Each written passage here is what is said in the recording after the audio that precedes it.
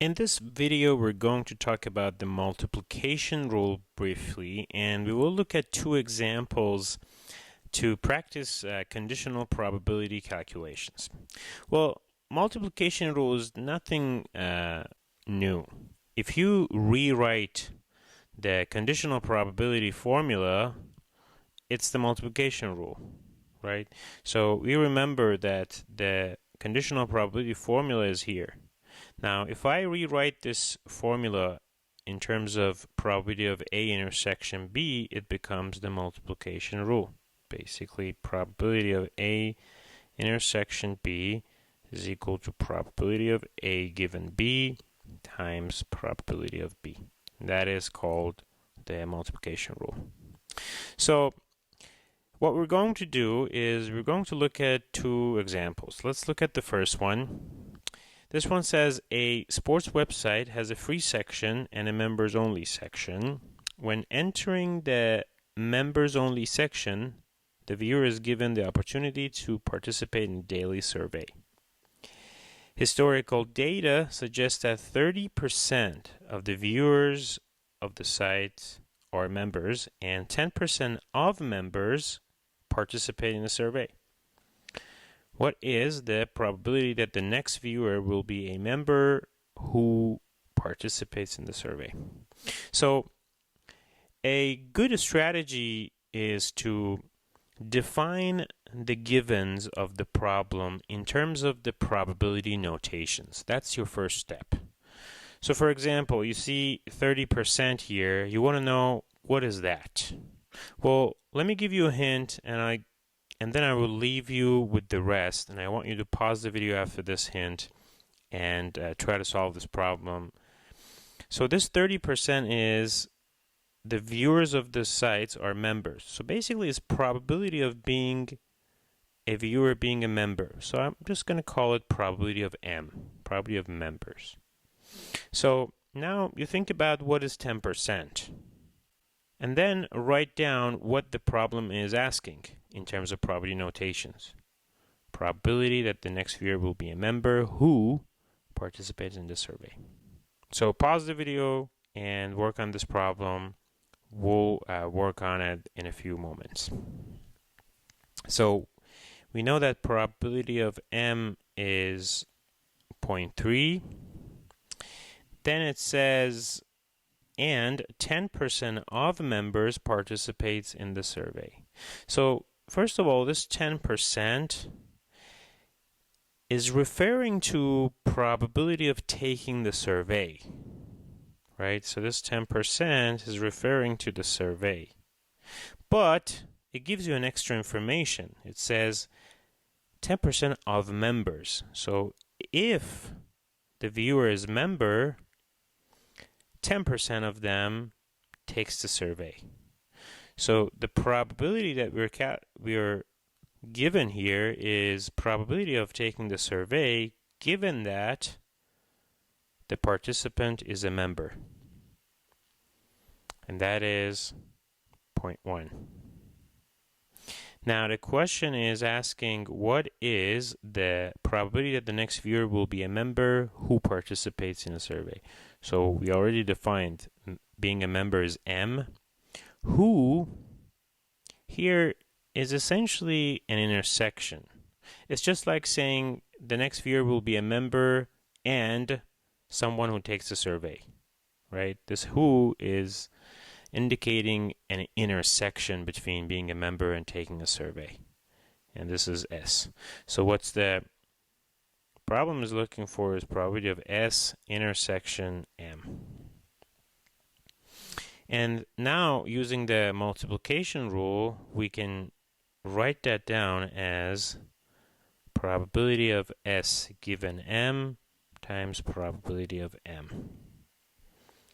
Well, we know this is 0.1, this is 0.3, so 3%.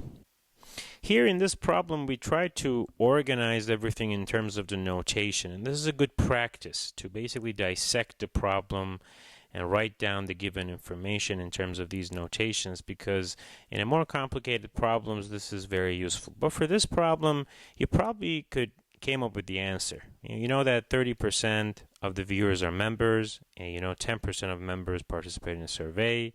So the probability that a member participates in a survey is 30% times 10%. You probably could guess that. But this is a more formal way of approaching this problem. Let's take a look at the second example. And again, I will read this problem and I will let you work on it before I begin to work on it. Suppose a retail store is interested in modeling the sales of extended warranties.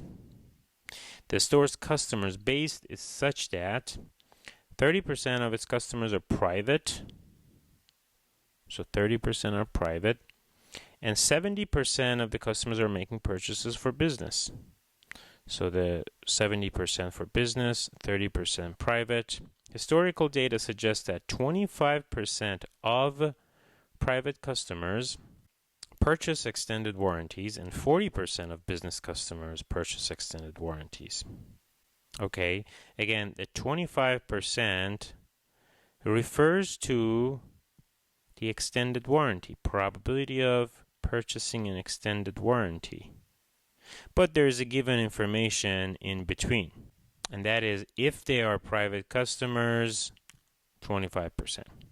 40% of business customers, again, 40% also goes to the purchasing extended warranty. But you have this extra information that if they are business customers. Now, given all of that, what is the probability that a customer purchases an extended warranty? So basically, regardless of who the customer is, what is the probability of purchasing an extended warranty by any customer? So think about this, and we'll come back to it. So let's write down the given information. First of all, 30% is probability of private. So let's write that down. Probability of private is 0.3. Probability of business is 0.7.